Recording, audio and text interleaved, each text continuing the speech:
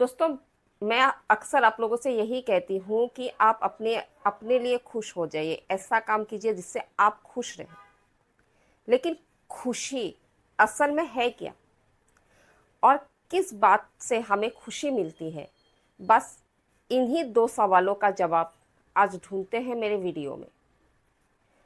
दोस्तों, जैसा कि मैंने आप लोगों को बताया है कि हम आज इस टॉपिक पर बात करेंगे कि खुशी क्या है, दिल से खुश होना कैसा होता है। चलिए, मैं आप लोगों को समझाने की कोशिश करती हूँ।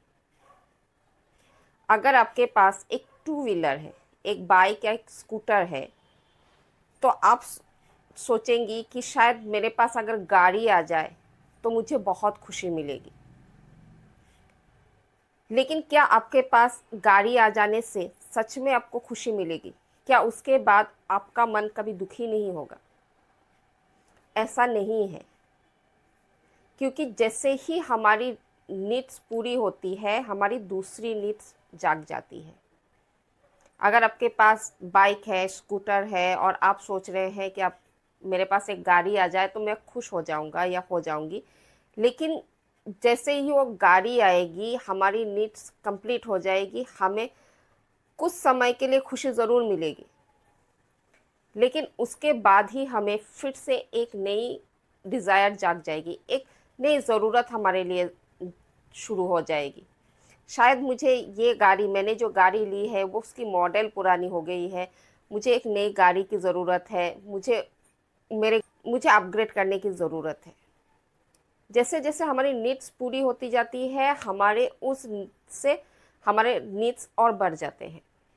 इसलिए कभी अपने नीड्स को कंप्लीट होने के साथ अपनी खुशी को कभी ना जोड़ें, क्योंकि खुशी किसी चीज़ की कमी के पूरा हो जाने से खुशी नहीं मिलती।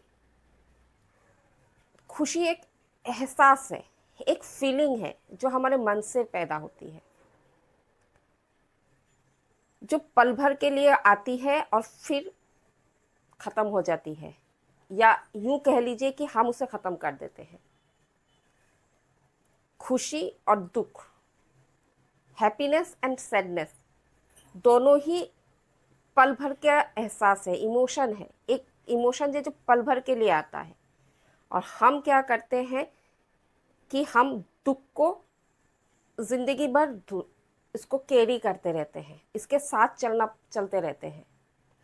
हमारे साथ अगर कोई घटना घटती है, कोई हमारा दिल दुखाता है, हम उस बात को अपने साथ अपने दिल में लिए बैठे रहते हैं, हम उस चीज़ से आगे नहीं बढ़ पाते। लेकिन वहीं अगर हमारे जीवन में कोई खुशी आती है तो हम उसी पल में खुश होते हैं, फिर हम अपनी खुशी को भूल जाते हैं। जबकि होना उल्टा चाहिए, कि हम खुशी को बार बार याद करें और दुख को भूलने की कोशिश करें। हम अक्सर यही गलती करते हैं और इसी के वजह से हम जिंदगी भर दुखी रहते हैं। इसीलिए मैं आप लोगों से हमेशा यही कहती हूँ कि आप अपने साथ में बैठिए और बैठकर कोशिश कीजिए आपके आपके अंदर की खुशी को पहचानने के लिए, अपने अंदर की अपने आप को पहचानने के लिए। क्योंकि जब आप अपने आप को पहचानेंगी, तभी आपको पता चलेगा कि आपको किस बात से खुशी मिलती है। तभी आप अपने आप को खुश रख सकेंगी। इंसान को अपने आप को खुश रखने के लिए दो चीज़ें करनी होती है। एक, कि आप जिस वक्त जिस काम के साथ जुड़े हुए हैं, उसी चीज़ में अपना पूरा हिस्सेदारी दें। मतलब अपना इन्वॉल्व, आप डीपली, आप मन से उस चीज़ पर इन्वॉल्व होकर काम कीजिए, तब जाके आपको उस पल की खुशी आपको एहसास होगी। लेकिन हम क्या करते हैं, जो भी काम करते, पिछले दिनों हमारे साथ क्या हुआ, ऐसी कौन सी बात हुई जिस बात से हमें दुख मिला, कुछ हमें परेशानी हुई, हम उस बात को याद करते रहते हैं।